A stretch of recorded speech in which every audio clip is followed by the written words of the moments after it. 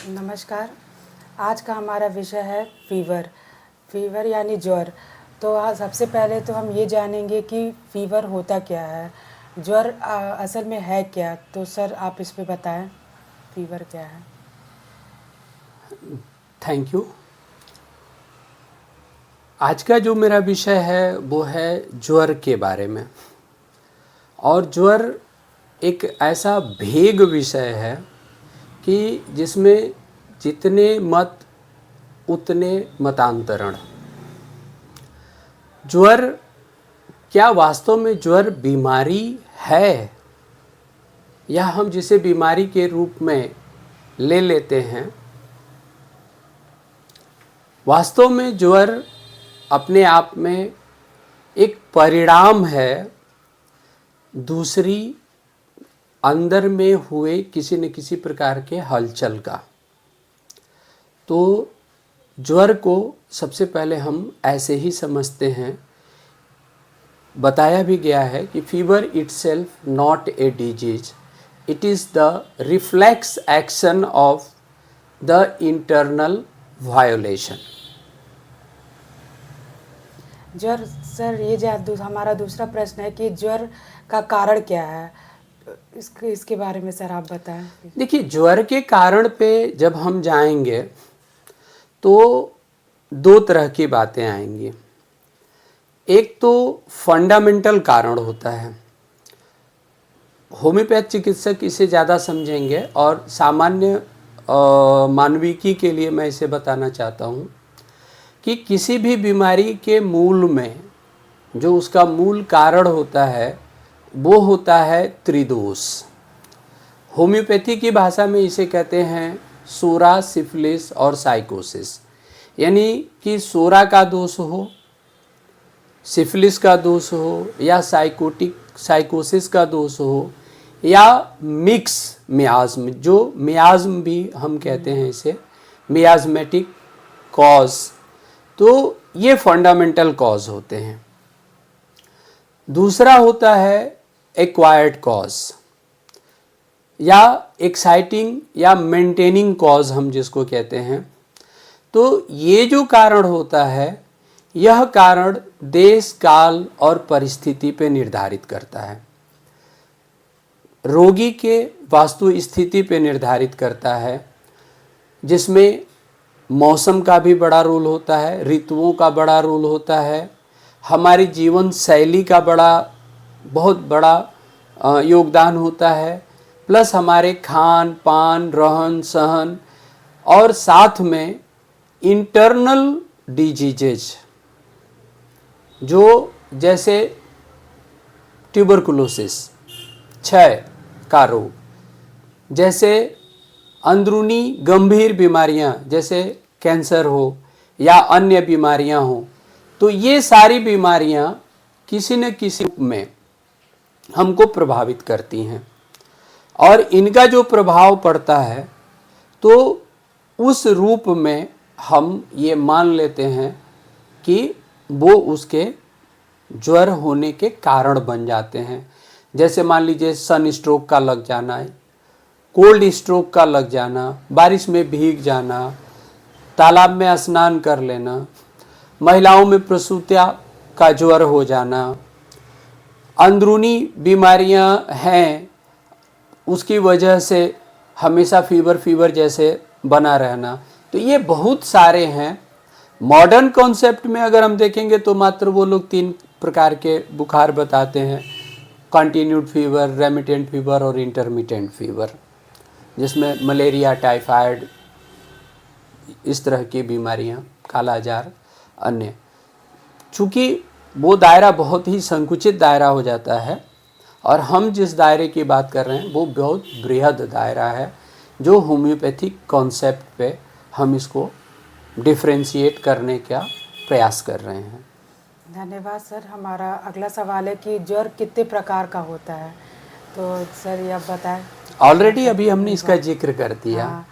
Sir ज्वर का old और मॉडर्न कॉन्सेप्ट क्या है, तो वो आप बताएं, क्लियर करते। देखिए, ज्वर अगर आप देखेंगे होम्योपैथी की उत्पत्ति में भी ज्वर का ही महत्व है, क्योंकि सोरा शब्द की उत्पत्ति ही ज्वर से हुआ है। ज्वर जो अपभ्रंश होकर के जोरा और जोरा से सोरा, और इस प्रकार सोरा का प्रादुर्भाव हुआ है। और हम कहते हैं कि psora is the mother of all diseases, यानी इस पिंड में जितनी भी बीमारियां होती हैं सबके मूल में सोरा बैठा हुआ है। जो ओल्ड कॉन्सेप्ट में आपका रहन सहन, व्यवहार, भोजन, ये सारी चीज़ें ज्वर के कारक हैं, लेकिन मॉडर्न कॉन्सेप्ट में इतनी सारी बातें नहीं हैं। वो चूँकि उनका कॉन्सेप्ट ही इन्फेक्शन के कॉन्सेप्ट पे होता है कि हमें कोई न कोई इन्फेक्शन लगा जिसकी वजह से मलेरियल पैरासाइट्स मादा एनाफिलिस के मच्छर के काटने से हुआ तो मलेरिया हो गया, पैराटाइफाइड, टाइफस और टाइफाइड फीवर, तो ये जो साल्मोनेला टाइफी है उसके कारण हुआ। लेकिन अगर होम्योपैथिक अगर हम व्यवहार में लेंगे तो इस तरह की बातें नहीं हैं, क्योंकि हमारा शरीर कमज़ोर हुआ इसलिए वो पैरासाइट हमारे ऊपर प्रभावी हुए, न कि पैरासाइट के कारण हम प्रभावी हुए। तो सर ज्वर के चिकित्सक मतलब ज्वर का चिकित्सा कैसे करना चाहिए अगर देखा जाए तो इसको? देखिए, ज्वर की चिकित्सा के बारे में जो सबसे पहली बात यह है कि माधव निदानम जो आयुर्वेद की पुस्तक है जिसमें ज्वर चिकित्सा पे उन्होंने बड़ा बृहद और विस्तृत रूप में वर्णन किया है, और ज्वर के 8 जो प्रकार उन्होंने बताए हैं। एक बात के कारण ज्वर, पित्त के कारण ज्वर, कफ प्रकृति के कारण ज्वर, वात पित्त के कारण, पित्त कफ के कारण, और वात पित्त कफ तीनों के कारण, और अंत में उन्होंने कहा कि एक्वायर्ड कॉजेस जैसे समसामयिक कारण, और प्रकृति के अनुसार, ऋतु के अनुसार हमारे साथ हुई घटना या दुर्घटना, एक्वायर्ड कॉज, एक्साइटिंग कॉज और मेंटेनिंग कॉज, जिसको हम कहते हैं होम्योपैथी की भाषा में हम 3 कारण मानते हैं, एक्साइटिंग कॉज, मेंटेनिंग कॉज और फंडामेंटल कॉज। फंडामेंटल कॉज जैसे हमने बताया सोरा, सिफिलिस एंड साइकोसिस, सिंगल मियाज्म या मिक्स मियाज्म, कॉम्प्लेक्स मियाज्म इसके कारण हैं। एक्साइटिंग कॉज में जैसे हमें ठंड का प्रकोप लग गया, हमें शीत का प्रभाव पड़ा, हमें हीट का प्रभाव पड़ा, मेंटल शॉक हुआ। कई बार देखते हैं ना, लोग डर गए, बाहर गए थे अंधेरे में, डर गए और डरने के बाद बहुत हाई राइज ऑफ टेम्परेचर आ गया। तो इस तरह से है। महिलाओं में प्रसूता का रोग लग जाता है, प्रसव के बाद अगर मिसमैनेजमेंट होता है तो देखा जाता है कि वो बुखार, और वो बुखार उनको जीवन पर्यंत बना रहता है। अगर सही से सही दवा का चयन नहीं हुआ तो हमेशा हाथ जलते रहता है, पाँव जलते रहता है, पूरे बदन में जलन सी बनी रहती है, तो वो भी एक कारण बना हुआ रहता है।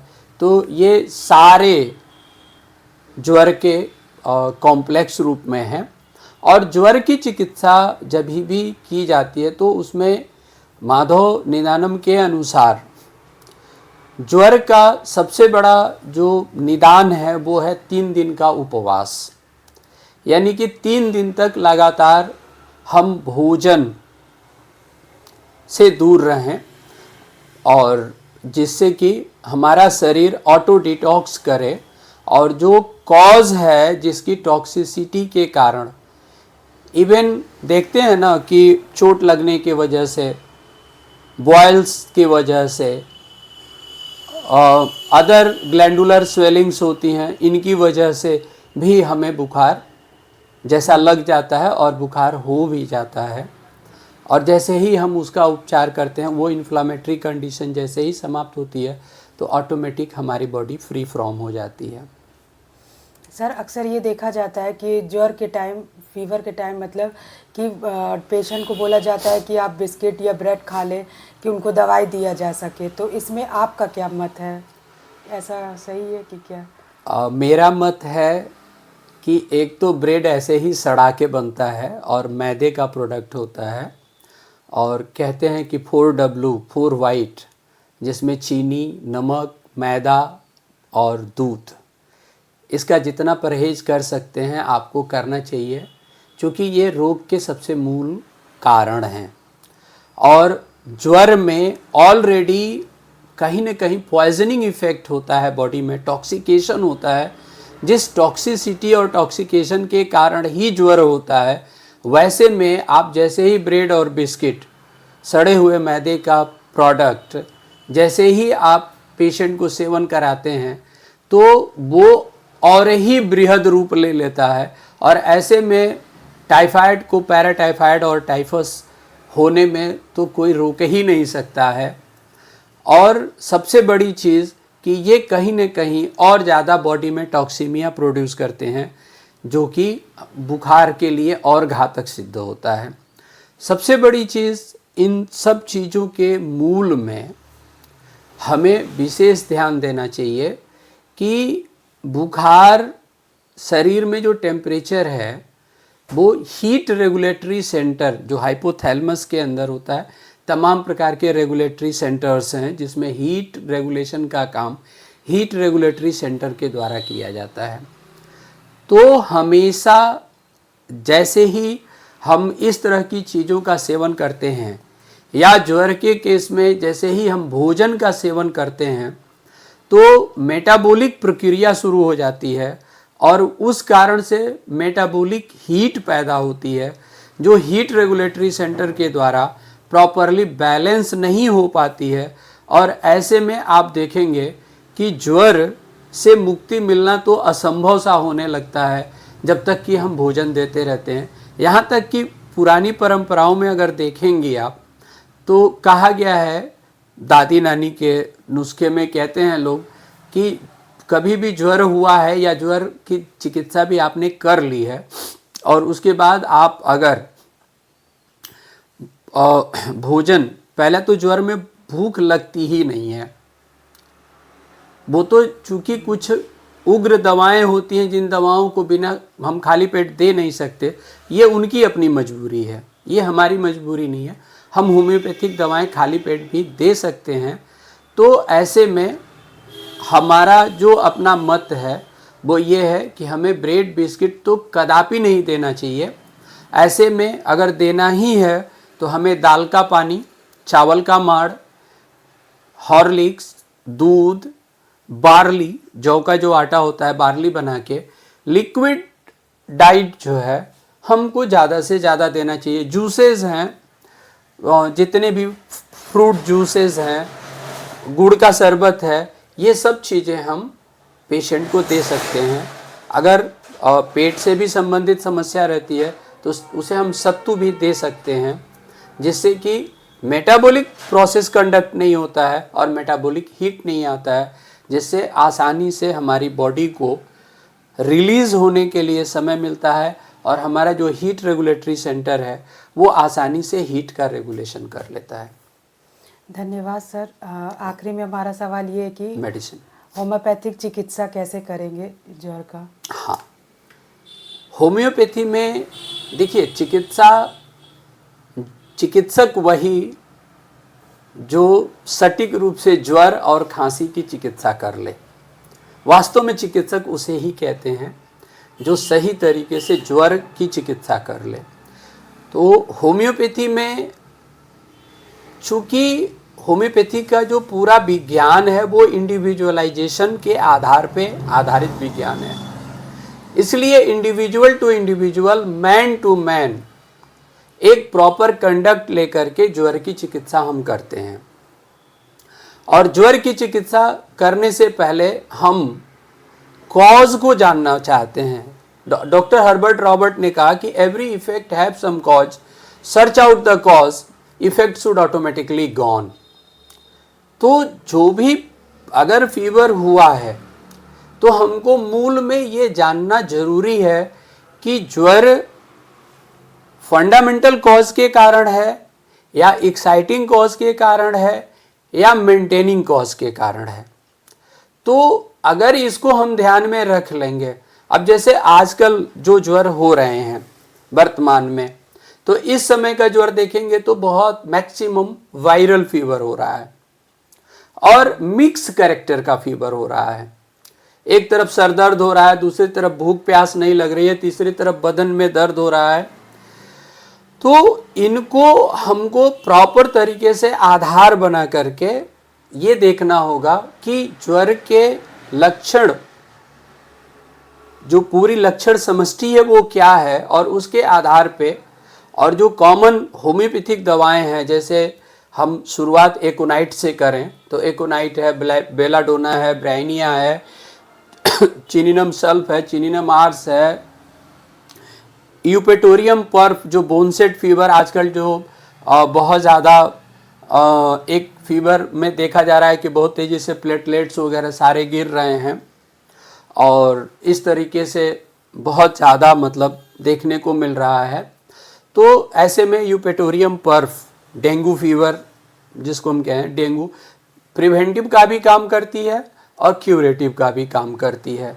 इसके साथ में और भी तमाम सारी ज्वर की दवाएं हैं, जिसमें आर्निका, बैप्टीशिया, फेरम ग्रुप की सभी दवाएं, फेरम मेट है, फेरम आर्स है, फेरम फॉस है, इवन काली म्यूर है, जहाँ पे एलर्जी प्रोमिनेंट हो बहुत ज़्यादा, नेट्रम म्यूर है, रस्टक्स है, डलकामारा है। तो प्रकृति के अनुसार रोग के लक्षण के और टोटलिटी ऑफ सिम्टम के आधार पे हमको एक सही होम्योपैथिक दवा का चयन, और स्पेसिफिक रूप में फीवर के लिए निक्टेंथस अर्ब, जो हर सिंगार का अर्क होता है, ये बहुत ही कारगर होता है। ओसिमम सैंक्टम, जो तुलसी का अर्क है, ये भी एंटीबॉडी प्रोड्यूस करने के साथ साथ एंटीऑक्सीडेंट भी है, एंटीवायरल, एंटी फंगल, एंटीबैक्टीरियल का भी नेचर है इसका। एजाडी रेक्टा इंडिका है, चिरैता है, आपको टिनोस्पोरा कार्डिफोलिया है। तो एक पूरा मतलब एक समूह है। तो हमको विशेष ध्यान जो कॉज पे देना है, और इसके साथ हमें एक चीज़ विशेष ध्यान देना रहेगा कि ज्वर चिकित्सा में ट्रीटमेंट से ज़्यादा मैनेजमेंट ज़रूरी होता है, और उसमें 3 दिन का उपवास आप हमेशा याद रखें। ज्वर की चिकित्सा ही 3 दिन का उपवास है।